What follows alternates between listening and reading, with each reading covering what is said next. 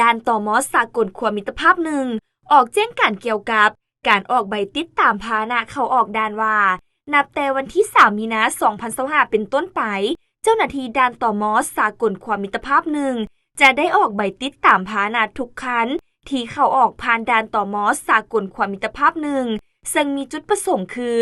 1. เพื่อเป็นการป้องกันและสกัดกั้นการค้ามนุษย์ซึ่งปัจจุบันเห็นว่าตัวเลขที่พลเมืองลาวตกเป็นเหยื่อของการค้ามนุษย์นับมือนับเพิ่มขึ้น 2. เป็นการสกัดกั้นการนำเข้าส่งออกอาวุธเซิกธาตุแตกธาตุเบื่อ